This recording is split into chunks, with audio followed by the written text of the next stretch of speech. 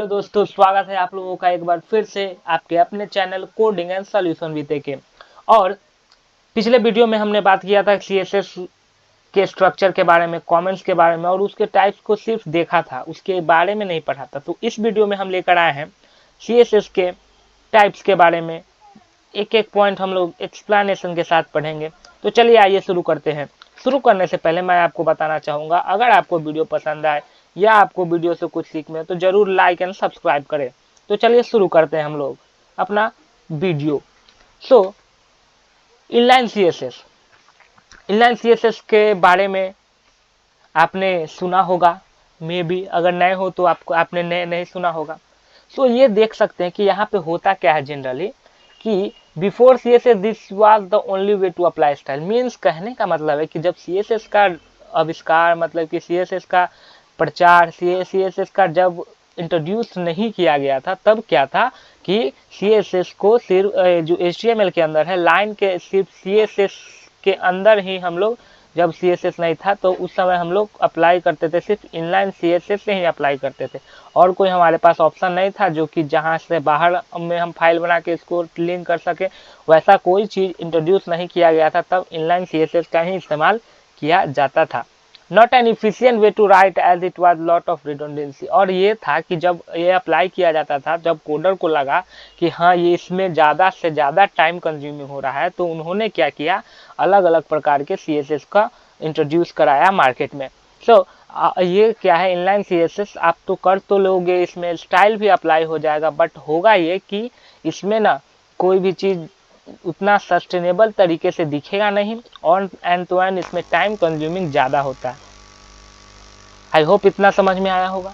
फिर self content, मतलब कि ये सिर्फ अकेले पर निर्भर है कि हाँ इसके अंदर एक एक चीज़ के लिए हमको एक एक लाइन लिखना पड़ता है, जिसके लिए हमारे पास आजकल उतना ज़्यादा टाइम होता नहीं। इसीलिए जो कोडर्स हैं उन्होंने सोचा कि थोड़ा बहुत और इसको एक्सपैंड किया जाए, उसको थोड़ा सा और डेवलप किया जाए। तो वहाँ से उन्होंने आगे जो हम लोग पढ़ेंगे एक्सटर्नल सीएसएस और इंटरनल सीएसएस, वो सब इसी समस्या का हल बन के वो निकल कर आया।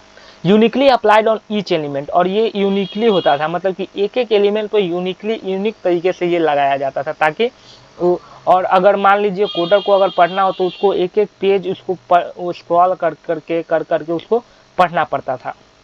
Idea of separation of concern was loss. और यहाँ पे कह रहा है कि आइडिया ऑफ सेपरेशन मतलब कि किसी चीज़ को अगर मान लीजिए आप सजा के लिखना चाहते हैं, और क्या होगा, आपका जो है ना आइडिया ऑफ कंसर्न जो होता है वहाँ पे लॉस्ट हो जाता था। ठीक है, वहाँ पर आइडिया ऑफ कंसर्न करने का मतलब है कि वहाँ पे जो सेपरेशन करने का जो तरीका होता था वो गलत हो जाता था और दिखने में भी अच्छा नहीं लगता था, टाइम भी कंज्यूमिंग होता था। देखिए यहाँ पे कुछ हमारे पास एग्जाम्पल है, जैसे कि इस तरीके से अगर हम लोग लगा रहे हैं, ठीक है, तो यहाँ पे आप देख सकते हैं कि इस तरीके से अगर हम कुछ लगा रहे हैं तो क्या होगा कि यहाँ पे H2 स्टाइल लगाया, कलर लगाया रेड। अगर मान लीजिए आपको बॉर्डर लगाना है तो बॉर्डर भी लगाना पड़ेगा, पी स्टाइल लगाना है तो पी स्टाइल भी लगाना होगा, है कि नहीं। सब चीज एक एक एलिमेंट में एक एक चीज, एक एक फंक्शन डालना होगा, तब हर लाइन कन्फर्म होगा। लेकिन आजकल क्या होता है, उसका टैग का क्लास बना दिए, आईडी बना दिए, उसको टारगेट कर दिए एंड देन उस पर अप्लाई कर दिए जो भी अप्लाई करना है कि नहीं।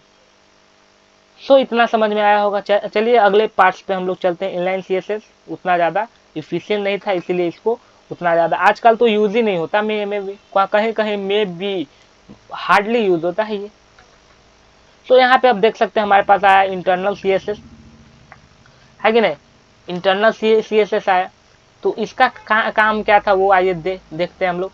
सो with the help of a style tag we can apply styles within the HTML. अब इंटरनल सीएसएस का इंट्रोड्यूस हुआ कि हाँ इंटरनल सीएसएस का काम क्या रहेगा कि ये जो है ना एचटीएमएल पेज के अंदर ही हम लोग को अप्लाई करने को मिलेगा।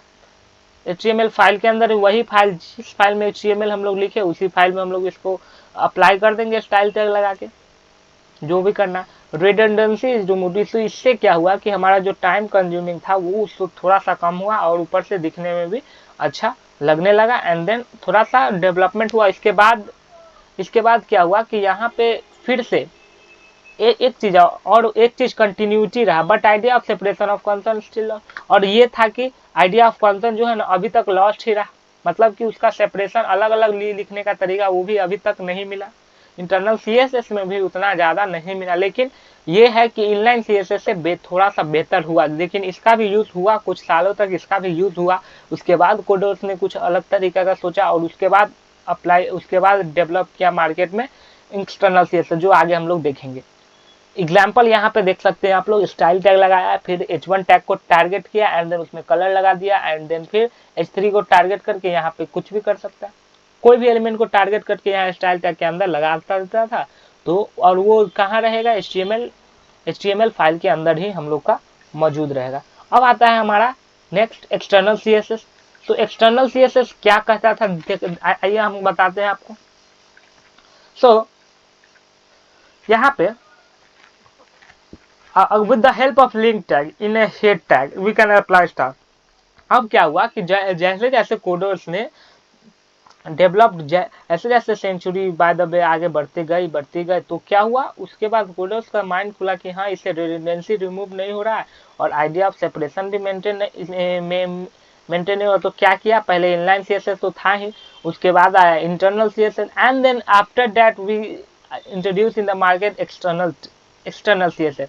It is so efficient and so usable now। सो इसमें क्या किया कि लिंक टैग में, हेड टैग के अंदर एक लिंक टैग की मदद से क्या एक फाइल को टैग कर दिया जो कि CSS का फाइल था। अब उस CSS में जाकर क्या करेगा, कोडर्स की उसका कोई भी एलिमेंट को टारगेट करेगा, क्लास बना देगा, आईडी बना देगा, उसको टारगेट करके उसमें कलर, थीम, अप्लाई, बॉर्डर कुछ भी अप्लाई कर सकता है।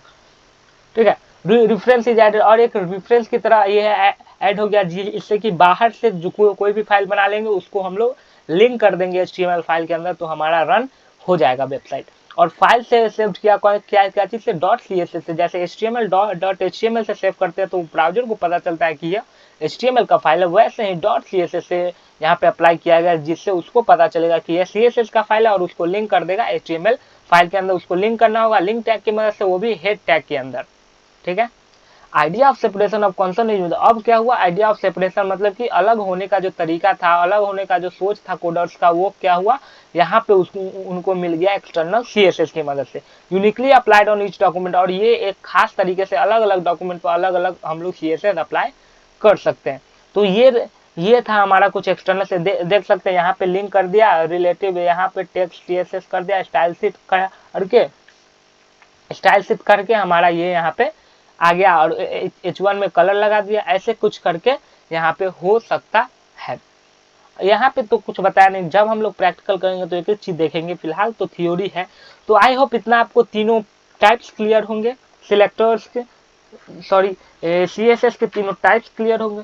तो गाइस इस वीडियो के लिए बस इतना ही। अगले वीडियो में हम लेकर आएंगे सिलेक्टर्स के बारे में पढ़ेंगे, जो कि किस तरीके से। और मैं आपको बता दूं कि मैंने पिछले वीडियो में बताया था कि inline CSS, internal CSS, external CSS में प्रायोरिटी किसको ज़्यादा दी जाती है।